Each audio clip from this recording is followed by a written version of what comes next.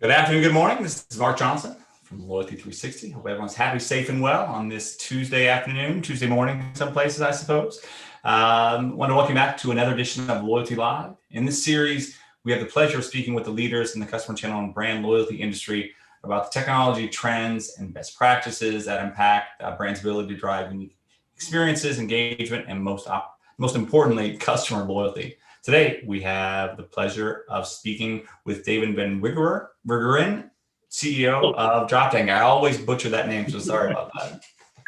I did until I was about 14 as well. It's okay. That's good that we have something in common. That's good. So Dave, how are you today? I'm doing great. I can't complain. I'm COVID-free and living the dream here. That's always a good thing. So I'm glad you're healthy and everyone's safe. So I know we've had you on before. Looking forward to the discussion today. The questions we have today come from some of the peer-based member-only meetings we have. They come up with some questions. So we're really going to talk about kind of tier management, looking at best practices and getting your perspective on that. So we're very much looking forward to that for sure. Cool. So as mentioned, kind of top of mind right now for many marketers, brands who are running customer loyalty programs is tier management, how they effectively communicate. Do they extend? Do they not extend? As a thought leader in this industry, what do you see at a high level with regard to tier management and customer loyalty? Sure. Well, it's, this year has been obviously crazy, and everyone is thinking about what is the right thing to do for my program, what's the right thing to do with my consumers. Those folks who have tiers are, I've seen a lot of tiers changing. And in general, the way that we have advised clients is to think about it in terms of, share of what's the, we deal a lot in the fuel industry. So share of tank, share of visit, other industries deal with share of stomach,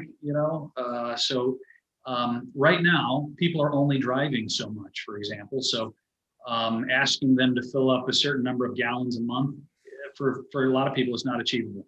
So we think in terms of, well, what is the share of their spend we're looking for? What is the share of their visit, share of tank that we're looking for? And, we've done, you do analysis, you do A/B testing to figure out where you should draw the line for your tiers. And you try to think through what is that share of wallet that's getting you to that tier, or share of tank, like I mentioned. And if we're living now in an environment where that's not possible, if you believe it's temporary, you adjust your tier. You adjust the tier so that the average member who was enjoying silver status or gold status or whatever the achievement that is driving that, right, you adjust it to get there. That's our perspective. If you believe it's temporary, and that's one of the biggest, one of the debates is how temporary are some of these things. Have you seen any specific challenges or opportunities with some of the clients that you work for, particularly obviously in the fuel industry, with regard to how you're helping your clients manage the tiers, either published or non-published? Sorry, say that again. How they're managing tiers? Yeah. So any specific challenges or opportunities you are seeing in your role with some of the clients? What are they asking for? How are you helping them through that process? Yeah, at a high level, most people are entering this or have been entering this type of conversation and debate from a kind of a standpoint of fear and concern. Like, what if we lose our customer? What's going to happen when these people aren't able to maintain their tier because they're just, they're doing the right thing. They're not congregating and going to work and all these things. We are encouraging our clients to think in terms of opportunity. This is an opportunity for people to change habits in a big way. And while there is a downside to that, where we feel like we've done a nice job of establishing some pretty hard and fixed habits in a number of our members, constantly working on engagement metrics to move those north. It is also an opportunity for reaching out to folks and breaking their existing habits, which might, in our case, might be going to a different fuel market, fuel brand. Maybe you're not going to work as often. We find that in the traffic patterns that we deal with, there's oftentimes a couple of gas stations people would use, Right. one being near their work, one being near home. Now, a lot of people aren't going to work. So using it as an opportunity to take broken habits and find new members is at a high level how we have been approaching it with our clients, and we'd encourage others, smart loyalty marketers thinking that way as well. We actually had a couple fuel entities speak during our virtual event. We had Shell yesterday talking about some things they were doing, the Cityscapes program, some other things, looking at behavior in the same regard. Is fuel still kind of a highly emotional connection or kind of a rational connection, as I say? We've heard in the past where people may drive 5 minutes out of the way to save 15 cents a gallon. Is that something you're still seeing with kind of the change in behavior that's going on? Yeah, it's a very funny industry. I think the stat you're talking about is people driving. There's an obscene number of people, percentage of people who drive 5 minutes out of the way to save 5 cents off a gallon. And that is very true. Cents off per gallon has an emotional, psychological element to it. There's no other product out there where the price is on a pole sign 40 feet in the air. It's so price centric, that product. And, that's good and bad when you're a fuel brand and you're trying to generate loyalty. Boy, you're fighting against the mantra that gas is gas, and you just look for the lowest price. That's all you do. That is what most people say they do as they focus on price.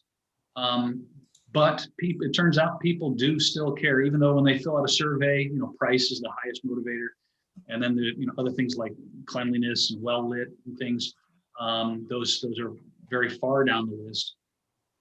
At the end of the day, people want to go where it's convenient and where they feel comfortable and welcomed. None of that is going to change. But it is very true that price sensitivity with fuel is, it's almost part of the American culture. It's so deep.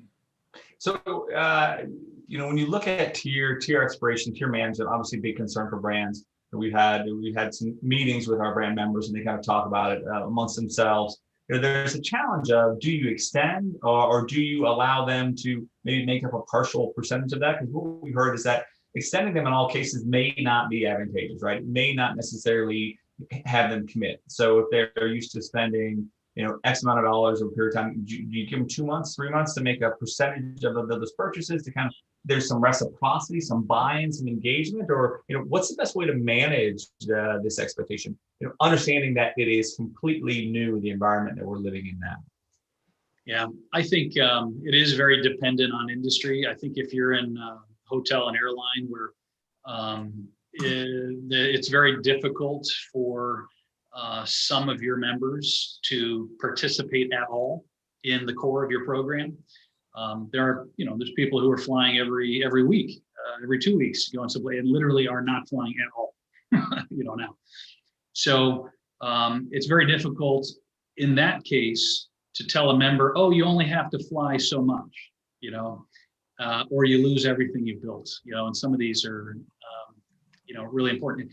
The risk in those industries of not extending and trying to instead move the tier to a lower piece, kind of a lower threshold, in our view is, you're not thinking of share of flight in that case. And you are setting up some of your best members to now take a look back and say, okay, I don't really have a loyalty program anymore. I have no status in anything in this industry. So maybe I should take a look around. And frankly, that is happening. And that's the opportunity I was talking about. But if you're running one of these programs, you want to be smart about it. I think you should consider extending a program in the in the event that there really is no way for somebody to participate. That's our view. If there is a way for people to participate, like in our industry, people aren't driving as much, but they are still driving. There is still, that is still happening. So we don't need 40 gallons a month. We don't need, 5 visits a month or something like that. Something less will do. Show us that you're still engaged and you keep your status, that makes sense. Other industries, you may not be able to do that, but our preference is to change the threshold such that you're still rewarding the share that you can achieve. So basically kind of a fractional share. If you were expected to spend X, you look at that as 50%, it's kind of some fractional engagement, right? So to keep them engaged, because you obviously want to keep them at the tier, you want to have those benefits, but giving them away may not be the best way to do, is what you're saying. Yeah, and another thing that we noticed some of, we're partnered with like Southwest and Wyndham. We don't run their program, but they're a part of a fuel program that we run. We have noticed from them, because a lot of their core members are not able to participate in the core of the program, like, fly with us and earn points. They're looking to partners to help their members still stay engaged in the program in some way. Right. Okay, maybe you don't have to fly, but what else can you do as a part of Southwest Rapid Rewards to still participate, show us that, you're doing what you can, and it might be buying fuel at a Marathon gas station to earn Southwest Rapid Reward points, things like that. So they're reaching out to partners to find ways to engage with their members who they're kind of shut out from right now in the core of the program. Okay, interesting. What are you seeing kind of in the fuel programs that you're running? Are you seeing, kind of people extending, or what are you seeing, and maybe what are you advising? Yeah, so our advice in our industry is to change the tiers, modify the tiers. We do think, and we have thought from early in this process, that this was, I don't like to use the word new normal. I do think it's going, this is going to change. It's going to quote, go back to, people will go to restaurants again. People will fly again. We will get past this, but it is going to take a long time. And the length of time associated with this, we think justifies a wholesale change in tiering. So for example, what we've advised around, and I mentioned earlier, these achievements to us, we focus a fair amount on visits, partly because they're easy to understand, also because it gets to that concept of share. You only have you only have so big of a tank. If you're driving a relatively small car, I can only get you to buy so much gas, So what we care about is that when you do go, we want your business, So our tiering is based more on visits, and whereas we used to offer bonuses and things for 5 visits a month, what we have found is working. We're noticing a bifurcation in our member base, where there are. So we moved the main tier to 4 visits instead of 5. Okay. But we're also noticing that there are some people. So there's some people that are driving just a little bit less, Yep. and then there's some people that aren't driving at all. Like there's some people that have really had a shift for them personally, and I'm one of them. But then there are some people who are driving, but maybe just a little bit less. So we've split ours into a couple of different tiers. Okay. And trying to take the people who are driving very little and have had a major impact in their life over this. And so we have a smaller tier now at the 2 visit per month level. We've done some testing around this. We're finding that seems to be working well. And then we have another tier at the 4 visit a month level. So we kind of, we have found members have been kind of speaking by their behavior that there's been, we've kind of detected 2 segments in this. So that's what we're doing. Okay. This is my son, Lucas, who's e-learning, by the way. So I apologize. No worries at all. My son is quarantined today for the first day he's been in school. He's home today, and I was just texting my wife, who's above me, staying home from the bank today. He was stomping on the floor, and I'm like, he has to stop. It's driving me crazy. So anyway, it's all fun. So it's interesting your son walked in, because mine was just up stomping on the floor literally 2 minutes ago. So communication seems to be a big, and I bite myself. It seems to be a big challenge for brands now as well. How would you advise brands to kind of communicate the tier process, right? Because obviously going on saying, we want you, but we're going to give you a percentage off, and there could be some arcane complexities inherent in that. But showing value, showing there's worth, showing reciprocity. Do you have any ideas that you see that would work, especially in the fuel industry, about how brands should be or marketing to their customers? That's somewhat of a dicey proposition at times, correct? I think it is very dicey. You'll hear from me, Mark, and I think you have in the past also. We talk about authenticity all the time. Yeah. Is this authentic? Is this message, and I'm sure it's cliche, is this offer meaningful? Is this message authentic? So it is dicey because I think all of us we all know these are companies, they want our money. What's the ulterior motive? Everybody's got that rolling around in the back of their head. But occasionally you see a message which is, it makes sense. Yes, I'm a business. Yes, I want you to come visit us more. But you know what? We recognize we're in a difficult time.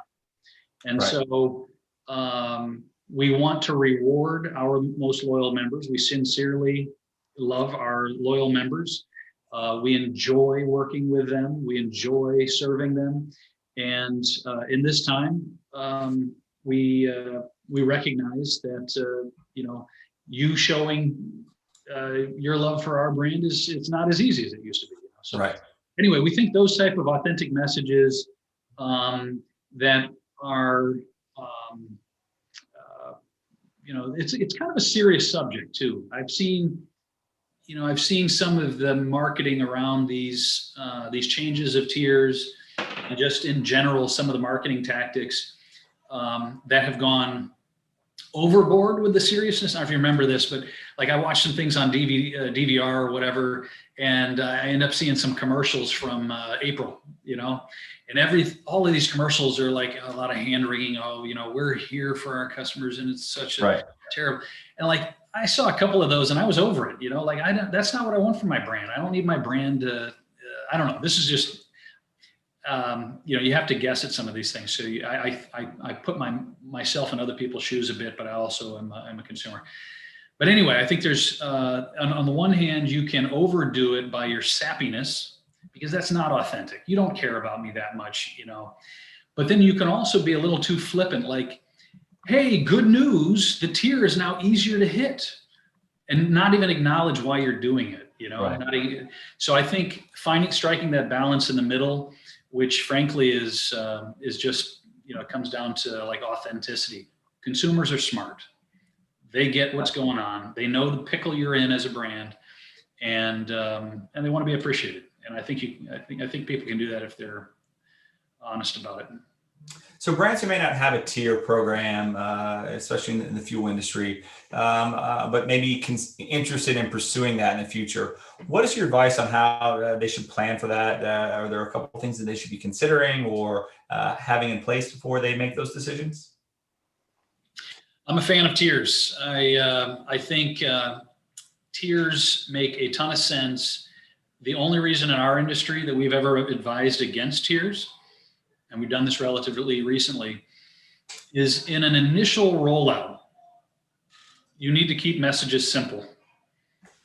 Not only for your members, potential members, if you're rolling out something new, but for the cashiers, to understand what is this program all about. That's really the only time we wouldn't advise to have tiers. One of the reasons we really like tiers, there's the typical thing about, hey, reward, save the value that you're going to really reward members, reward your most loyal customers. Don't waste it on your least loyal customers. Okay, all that makes sense. But what tiers really do is they provide an opportunity to talk to your members authentically and in a meaningful way. Hey, you're just about to hit this tier, and we want to let you know about that. Because look at all these benefits. It gives you an opportunity to say something meaningful and provide that nudge for engagement. Or, hey, act now. You're just about to lose this tier. Airlines have been doing this forever. It's very effective. So we're very, very much fans of that. So we would encourage, even if you are, if you don't have a tier in this, at least in this industry, and I can imagine some other industries may not have quite the same tie-in, we would always advise to go for it. It does add complexity, not only for messaging, but also in terms of operationally, segmentation and running the engine, running the marketing, marketing automation. But it is very worth it. You see material behavioral change due to it. That's awesome. And obviously tiers can be very effective, as you mentioned. Kind of, it's that aspirational piece as well. But there's also, we've heard a lot more about kind of the true announced tiers or published tiers, but more back-end tiering that brands may do based on segmentation, based on communication cadence, what have you. So they're not necessarily explicit tiers. They're more kind of an implicit tier that the brands have and they know and they use. What are you seeing in regard to that? And then there's also kind of the hidden tiers, really just more kind of back-end tiering, back-end segmentation that becomes its own tiering structure. How does that work, and how should brands be considering that? Yeah. So I have seen that be very effective in some industries, and I've even seen it tried in our industry. Some of the hidden tier concept, like, and Exxon is not a client of ours, but there was something very cool they did for members who were some of their most loyal customers. They sent them, like a black card, and a gift. And this tier was not published, and I've not really seen much about it in the press. But they did something. Now, I'm not 100% sure how effective that was. In our industry, it may not be quite as powerful as, if you're in a much more, a deeper relationship. We kind of, in our industry, we tend to have high frequency, but really tough, in this kind of gas is gas type of world, price on a 40-foot sign, tough to build deep relationships, really real deep relationships in our industry. That's part of the challenge of it. Hidden tiers can be very effective at building that next level, like fanatic type of relationship. Yeah, in our industry, there aren't an incredible number of hidden tiers. I know people have tried it and tested some things about it. It's very expensive. In the fuel industry, not a lot of margin to be working with there. So also in our industry, because it is so price driven, we have to be very careful about people receiving rewards that other people don't get in a hidden fashion. There's a kind of communication risk that goes along with that. So in general, in the fuel industry, while we might extend offers to people who have shown, for example, they purchase energy drinks and beef jerky, there's a segment out there that really does do a lot of that on a regular basis. Well, guess what?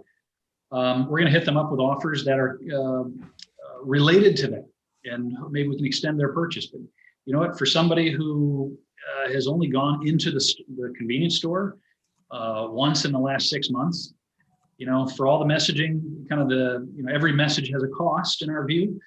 We don't want to inundate people. We want to make sure our messages are meaningful. We're not going to extend certain offers to those people. So we're okay with that. But in terms of people earning at a new tier in a kind of a hidden way, we haven't found in our industry the cost benefit weighs out for that. One of the last questions we have for you today is, when you look at adding premium loyalty, subscription, kind of paid programs is a higher threshold in fuel, or maybe in some of the partner programs you're running. What are your thoughts around premium loyalty and subscription programs, and do they work? Can they be effective? What are you seeing? We've had a debate about this. I have not seen that so much in the fuel industry. The expectation of a member in our industry, if you're going to pay a premium to participate, is that they are going to get something pretty material, and it's probably going to be around fuel price. So, Amazon, you pay whatever, $99 a year, and you get free shipping. You get access to some deals that maybe others don't. That makes sense. That makes very good sense. in our industry, if you're paying, let's say $49 a year or $10 a month or something like that, Right. The expectation is you're going to get either you get a material cents off per gallon, or we're going to provide some type of floor on the fuel price. In our research, it's been that is kind of the expectation. It can't be you're just going to get, you're going to get more points or something like that. It's hard for us to give experiences because we don't have as much control in the U.S. It's a very fragmented fuel industry. So I can't guarantee that the cashier is going to give you a good experience. So it's hard to deliver some of those things.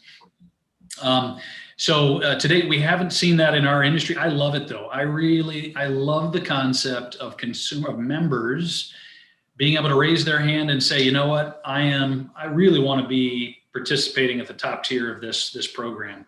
I really like this brand. I love it because you can do it from the get-go. You don't have to prove yourself over 3-6 months of behavior of spend to kind of earn that tier. You can say, you know what, I'm in, I love this. And you as a brand, you don't miss the opportunity perhaps. The challenge in our industry is, what is that extra value add to make that extra, that paid tier, that premium tier really, really work. So I think there's something here. It hasn't really happened yet in our industry. We have had some very meaningful debates. So I'd say it's still an open question, but I think you're gonna see it. It's just not quite as straightforward in our industry as I think it is in others. Okay, great. Well, David, as always, it's a pleasure to talk with you. And I think what you're doing in the fuel industry is commendable, and hopefully, we continue to hear great things from you. And again, appreciate your time. Let us know kind of what you're seeing, especially in your industry. I think it's very helpful to those who are running these programs, because it is something that's top of mind right now from our market, which is how they truly manage these different tier opportunities. Love it, Mark. Thanks for the opportunity. Thank you very much, everyone. Thank